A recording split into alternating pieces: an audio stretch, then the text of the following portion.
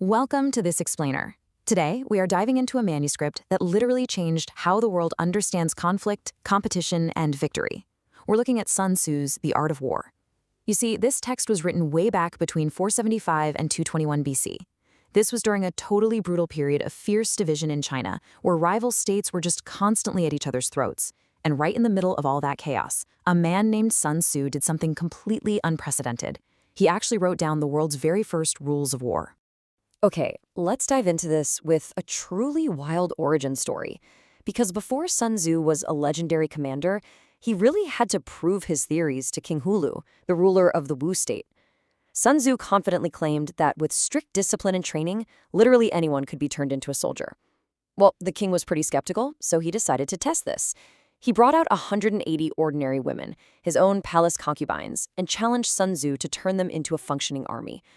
So Sun Tzu divides them into two groups of 90, puts the king's two absolute favorite concubines in charge as commanders, hands out weapons, and issues some basic marching orders. But when Sun Tzu ordered the women to turn right, they just blushed, giggled, and kind of looked at each other like the whole thing was a massive joke.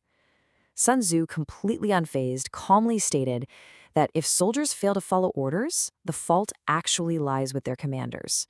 And then, to the absolute horror of everyone watching, he ordered the king's two favorite concubines to be executed on the spot.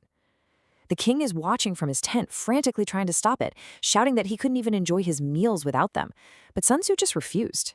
He declared, "I will not accept any order that will spoil the discipline of the army."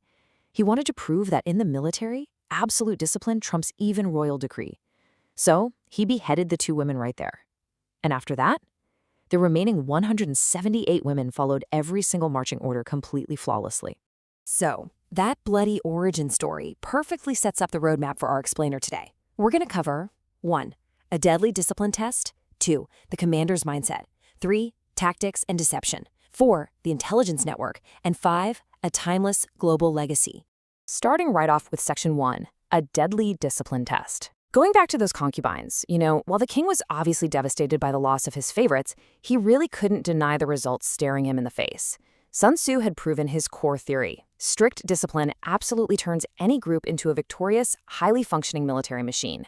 Recognizing this sheer strategic brilliance, the king officially appointed Sun Tzu as the military commander of the Wu state.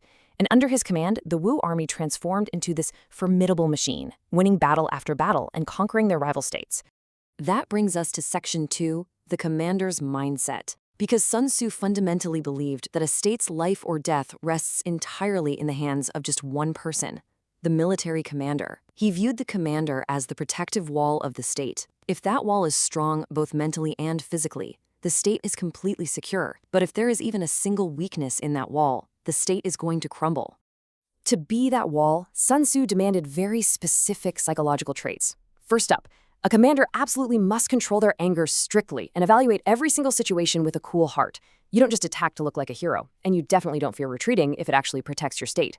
Second, you have to maintain high troop morale. And hey, if that means luring your soldiers with the promise of loot, so be it. But honestly, perhaps the most radical trait he demanded was the audacity to disobey the king. Sun Tzu wrote that if a commander knows a battle will bring victory, they have to fight, even if the ruler explicitly forbids it. On the flip side, if defeat is certain, they must retreat, totally ignoring the king's orders to attack. Ultimately, though, he believed the greatest commander is the one who wins without shedding a single drop of blood, forcing the enemy to surrender purely through the sheer fear of their power. And this brilliantly illustrates Sun Tzu's most famous framework for predictable victory. It's like a giant puzzle. If a commander has complete awareness of both their own strength and the enemy's strength, they will not lose, even in 100 battles. Now, if you only know yourself but you decide to underestimate or ignore the enemy, well, you only have a half chance of victory. But if you're totally ignorant of both your own capabilities and the enemy's, you are going to lose every single battle, for sure. Total situational awareness is literally the only absolute guarantee of success. All right, moving to Section 3, tactics and deception. We know the mindset required, right?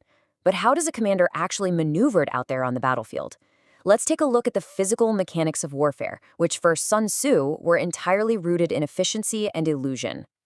He vehemently argued that the absolute best commander achieves their objectives in a short battle. Rushing into these long, protracted sieges, especially against high-walled fortress cities, is a massive failure of leadership. Why? Because a long war completely drains a state's economic resources. it exhausts military equipment, and it practically invites internal insurgency back home. Basically, no state has ever benefited from a long war.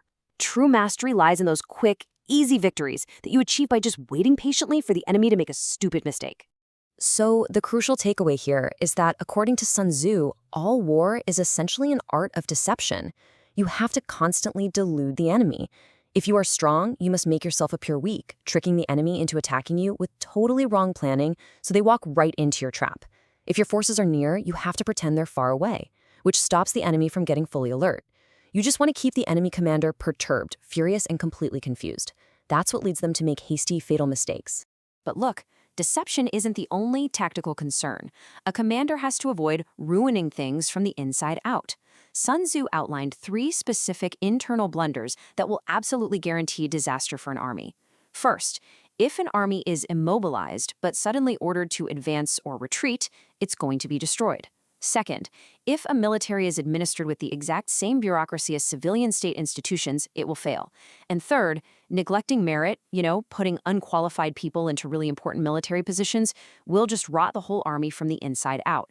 It is actually amazing how perfectly applicable these ancient military warnings are to modern corporate and organizational leadership today.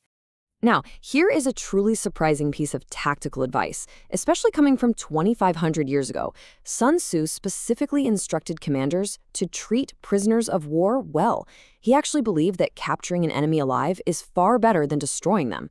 By treating captives well, you naturally encourage enemy defections over to your side. Plus, capturing enemy territory completely intact is just economically and militarily beneficial.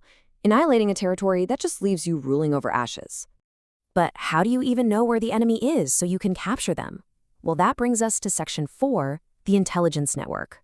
Sun Tzu wrote that no commander, no matter how clever they think they are, can form an accurate idea of the enemy all by themselves. In fact, failing to spend money on a robust spying system isn't just bad strategy. Sun Tzu actually called it a massive, inhumane mistake, because going in blind leads to pointless operations that needlessly throw away lives. Now, what's really interesting about this slide is just how sophisticated this ancient intelligence network was. I mean, it mirrors modern espionage flawlessly. Sun Tzu categorized spies into 5 distinct groups. First, you have local spies, people who understand the local geography and water routes. Second, inside spies, which are essentially enemy officers you've managed to buy off. Third, turn spies. These are enemy captives you've brainwashed or lured your side.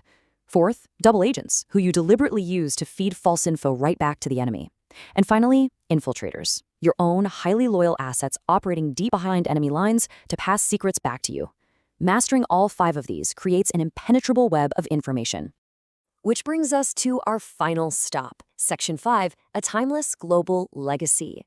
From strict discipline to psychological warfare and deep espionage, the strategies we've covered are incredibly profound. Let's zoom out for a second and trace the incredible journey of these ancient ideas, because it is nothing short of fascinating. So, originally written on simple bamboo tablets in divided China way back around 475 to 221 BC, the text was intensely studied by Chinese leaders for centuries. By the 8th century, the idea spread like wildfire to Japan, where the samurai practically worshipped the book as part of their core warrior culture. The Western world, we didn't even know it existed until 1782, when a French priest living in China finally translated it. Shortly after that, in the 19th century, Emperor Napoleon Bonaparte actually became the first in Europe to apply Sun Tzu's tactics to his own military campaigns.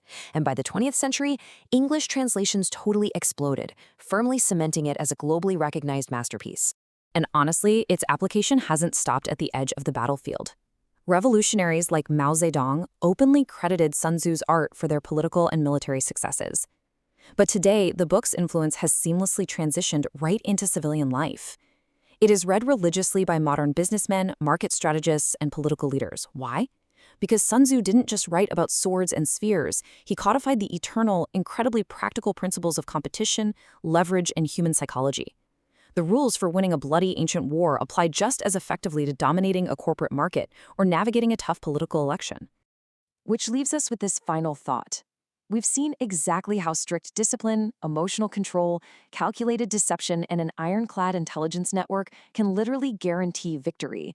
Sure, the battlefield might have changed from the bamboo forests of ancient China to the corporate boardrooms and digital landscapes of today, but the fundamental rules of human conflict, they remain exactly the same. So, knowing the absolute power of deception and intelligence, how will you apply Sun Tzu's ancient strategies to win your modern-day battles?